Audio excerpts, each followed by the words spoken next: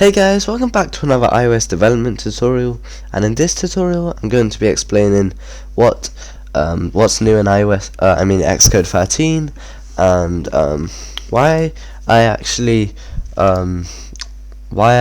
prefer this over the old one. So let me just call this Xcode 13 demo.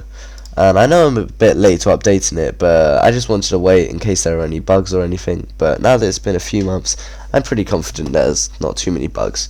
So, one bug I did find when I first logged on was that I went into simulators and there was nothing here. So I just had to search it up and run a few commands and fix the issue.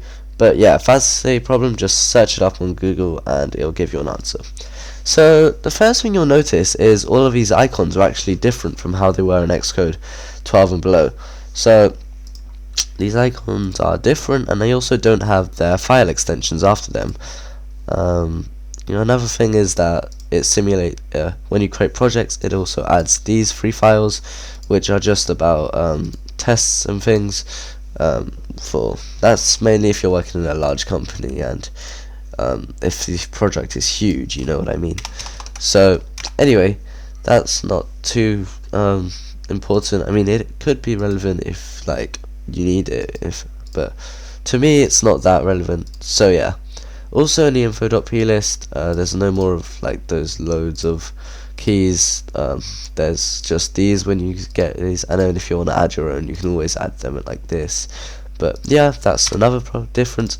And also, if you go to your storyboard, you'll see that there's a lot more button options for whatever reason, and there's also these two things. So I guess I'll be showing you guys. I'll be creating a tutorial on what these do, and yeah, that's about it, I believe. There's just a lot of buttons for some reason, which I guess is cool. So yeah. Now one more thing is that you'll notice the actual text editor is a lot more responsive. So before, when you made an error, you'd probably have to wait a few seconds, but here, let's just say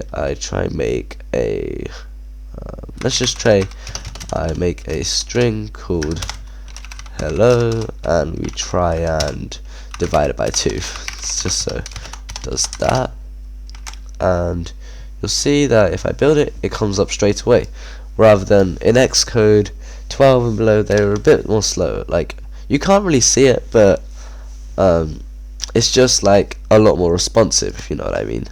But if I try and mess this up a bit, let's see how long it takes, like that.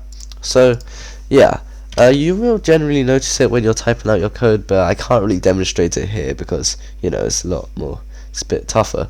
And another thing I've noticed is that the errors and highlighting is also a lot more reliable, or not reliable, but efficient, quicker.